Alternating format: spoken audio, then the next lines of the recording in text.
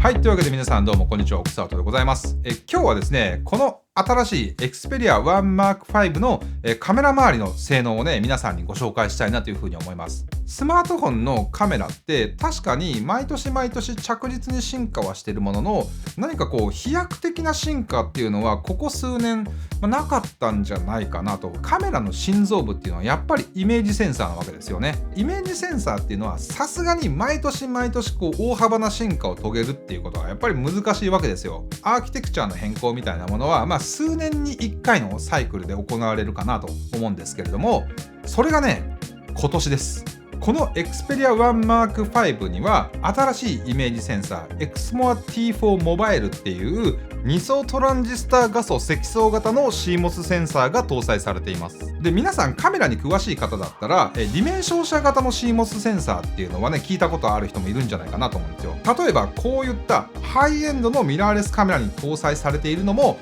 現状はディメン照射型の CMOS センサーになるんですけれども、従来のディメン照射型の CMOS センサーに比べこの新しい2層トランジスタ画素積層型の CMOS センサーっていうのはなんと2倍の光を取り込めるようになってます。スマートフォンを純粋なカメラとして考えた場合、やっぱりその弱点っていうのは搭載できるイメージセンサーの大きさなんですよ。イメージセンサーが小さいと取り込める光の量っていうのが少なくなってしまうので、その結果、スマートフォンで撮影する写真や動画においては、ダイナミックレンジだったりその暗所での性能、例えばシャドウ部分にちょっとノイズが結構目立つななんていうことが、これまで多かったんですけれども、この Xperia One Mark V は前回のモデルと比べてイメージセンサーのサイズ自体も 1.3 分の1型と大型化しているので、結果前のモデルと比べて約3倍の光を取り込めるようになってます。今回僕も撮影してみて感じたんですけど、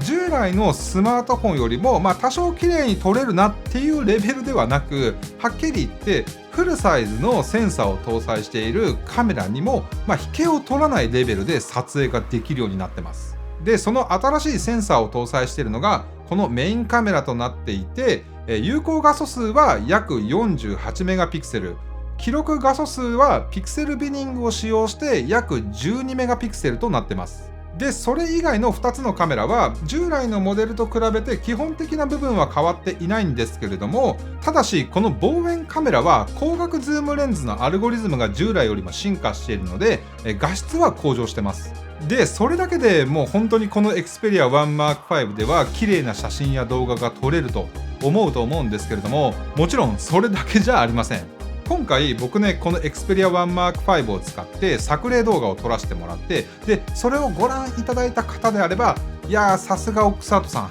カラーグレーディング上手だなと思ってるかもしれないんですけど、実はですね、この作例動画っていうのは僕カラーグレーディングは一切しておりません。この作例の色味っていうのは全てこの S シネトーン4モバイル取って出しの色味になります。で、S シネトーンっていうのはハリウッドの映画撮影でも使われているソニー製のシネマカメラベニスのカラーサイエンスで、特に人物のスキントーンの表現っていうのが非常にナチュラルで綺麗なんですが、それがこの Xperia One Mark V にも S シネトーン4モバイルとして搭載されているので、本当誰にでも簡単に映画のような美しい映像を撮ることができます。で、さらに僕がミラーレスカメラの撮影でよく使っている 4K120fps での撮影も可能なので、ほんの一瞬の瞬間っていうのもスローにして表現することで非常に情緒あるエモーショナルなね映像に仕上げることができます。またそれ以外の細かい部分でも結構いろいろと進化していて、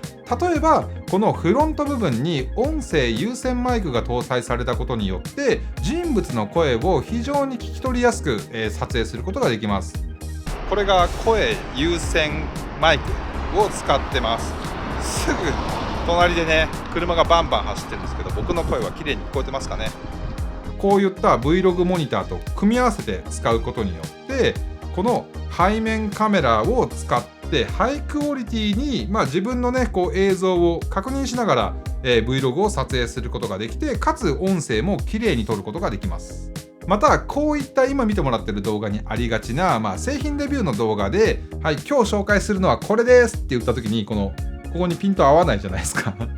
こういったものを簡単に撮影できる商品レビュー機能っていうのも搭載されているので、画面中央に見せたいものを持ってくるだけで簡単にね、そこにピントを合わせることもできたりします。またフォーカス周りの話で言うと、瞳オートフォーカスだったりタッチトラッキングに対応しているので、簡単にピントを合わせることができるんですけれども、これまでのエクスペリアにはオートフォーカスを助けるTOFセンサー、距離を測定するセンサーがここについていたんですけれども、この Xperia One Mark V からはそれがなくなっているにもかかわらず、 AI による深度測定っていうのがより進化したことで、これまで以上に高精度な AF を実現してます。で、あとね、これね、要望きっと多かったんでしょうね。